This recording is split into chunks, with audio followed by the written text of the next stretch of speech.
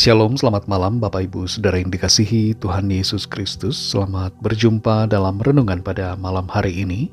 Doa dan harapan saya saudara semua ada dalam keadaan yang baik, sehat, penuh sukacita, dan selalu berlimpah berkat Tuhan. Sebelum kita mendengarkan renungan firman Tuhan, mari kita siapkan hati dan berdoa. Bapa kami yang di sorga, Bapa dalam nama Tuhan Yesus Kristus, Tuhan dan Allah kami yang hidup dan selalu bersama Immanuel dengan kami. Kami bersyukur kepadamu untuk berkat pertolongan Tuhan, penyertaan-Mu di sepanjang hari ini. Oleh karena kuasa pertolongan Tuhan saja, kami mampu melewati semua. Saat ini kembali kami mau mendengar sabda firman-Mu. Urapilah kami Tuhan supaya kami mengerti dan taat kepada kehendak-Mu. Dalam nama Tuhan Yesus kami berdoa. Haleluya. Amin.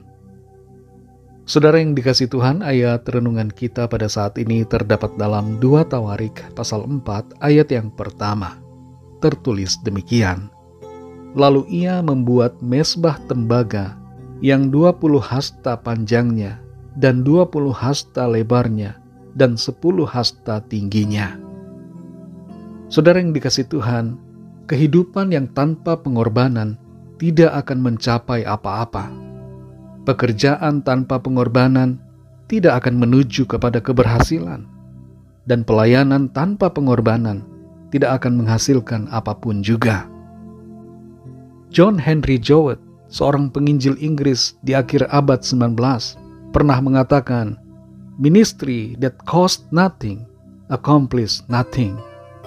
Setiap pengorbanan pasti akan membawa suatu pencapaian. Orang yang selalu menuntut tapi tidak mau berkorban, tidak akan menjadi pribadi yang berhasil.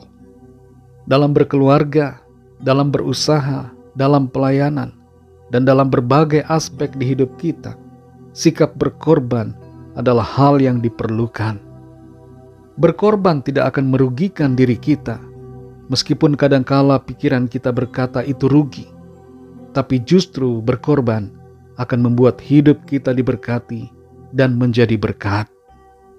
Dalam 2 Tawarik pasal 4 ayat yang pertama ini dikatakan, lalu ia membuat mezbah tembaga yang 20 hasta panjangnya dan 20 hasta lebarnya dan 10 hasta tingginya. Ayat ini jelas menyatakan tentang salah satu bagian yang dibangun oleh Raja Salomo dalam kawasan Bait Suci yang ia dirikan di atas Bukit Moria di Yerusalem. Bagian itu adalah sebuah mezbah. Kita perhatikan ukuran mezbah ini begitu besar, yaitu 20 hasta panjangnya dan 20 hasta lebarnya dan 10 hasta tingginya. Kalau ini dikonversi ke dimensi meter, ukurannya adalah 9 meter panjang, 9 meter lebar, dan 4,5 meter tingginya. Ini bukanlah ukuran yang kecil untuk sebuah mezbah. 9 kali 9 meter persegi merupakan sebuah wadah mezbah yang sangat besar.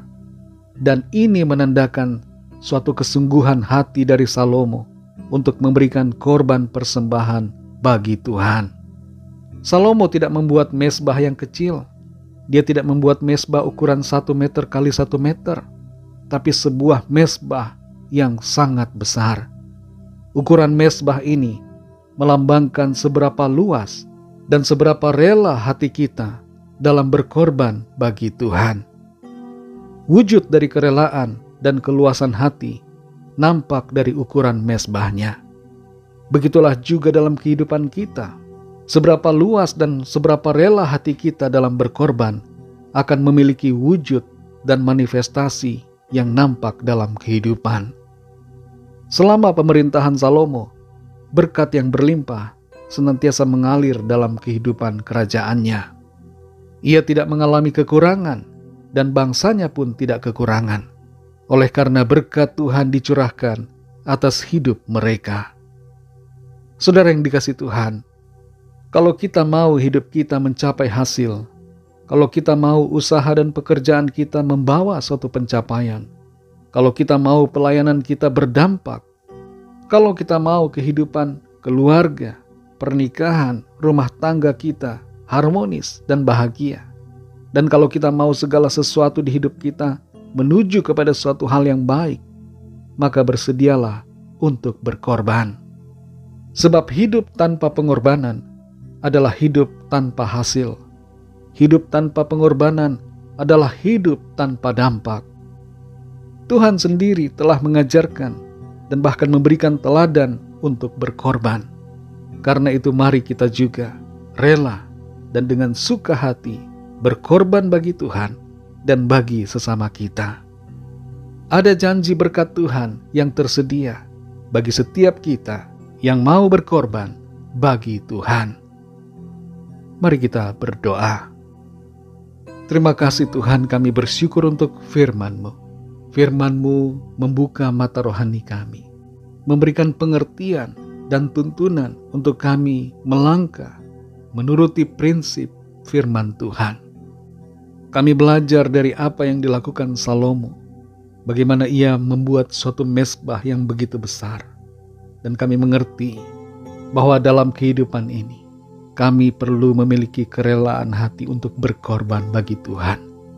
Engkau sendiri telah menyatakan lewat kebenaran firman-Mu bahwa kami semua sebagai ciptaan, manusia yang diciptakan menurut gambar-Mu, Engkau mau kami berkorban bagi-Mu.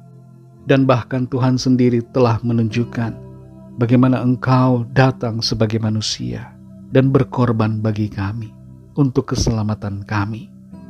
Kadangkala kami merasa rugi untuk berkorban. Kami merasa sakit, kami merasa kehilangan ketika kami berkorban. Kehilangan waktu, kehilangan harta, dan kehilangan berbagai hal. Tapi kami sadari bahwa ketika kami mau berkorban dengan suka hati dan dengan rela hati, sesungguhnya kami tidak kehilangan, tapi kami mendapatkan. Ada berkat yang Tuhan sediakan bagi setiap kami yang mau berkorban. Terima kasih Tuhan, kami bersyukur untuk firman-Mu. Tuntun kami terus ya Tuhan, melangkah dalam kebenaran-Mu. Berkati kami di sepanjang malam ini, dalam istirahat kami. Lindungi kami dengan kasih dan kuasa-Mu. Kami bawa kepadamu setiap pergumulan kami masing-masing. Yang sakit Tuhan sembuhkan, yang lemah Tuhan kuatkan, yang putus asa Tuhan bangkitkan kembali semangat mereka, yang terikat terbelenggu dosa dan kuasa kegelapan Tuhan lepaskan dan berikan kemenangan, dan yang sedang dalam pergumulan masalah Tuhan berikan jalan keluar yang ajaib.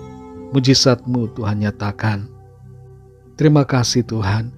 Berkatilah bangsa dan negara kami Indonesia dan juga semua bangsa di dunia ini. Lawatlah ya Tuhan. Berikan keamanan, kedamaian dan kesejahteraan. Dan curahkanlah roh-Mu ya Tuhan. Jamahlah setiap hati agar setiap orang dari segala bangsa mengenal-Mu ya Tuhan. Percaya kepadamu dan terima anugerah keselamatan. Terpujilah nama-Mu ya Bapa. Dalam nama-Mu yang kudus, nama Tuhan Yesus Kristus, kami sudah berdoa dan mengucap syukur. Haleluya. Terimalah berkat Tuhan. Berkat anugerah dari Bapa Surgawi, kasih karunia dari Tuhan Yesus Kristus, dalam persekutuan dengan Roh Kudus, menyertai kita semua, sekarang ini dan sampai selama-lamanya. Dalam berkat nama Tuhan Yesus Kristus. Haleluya. Amin. Puji Tuhan, saudara yang dikasihi Tuhan. Saya percaya firman Tuhan menjadi berkat dan kekuatan buat saudara semua. Dan Roh Kudus akan menolong saudara untuk lebih lagi memahami kebenaran firman Tuhan. Tuhan Yesus memberkati saudara semua. Sampai jumpa dalam renungan yang berikutnya. Haleluya.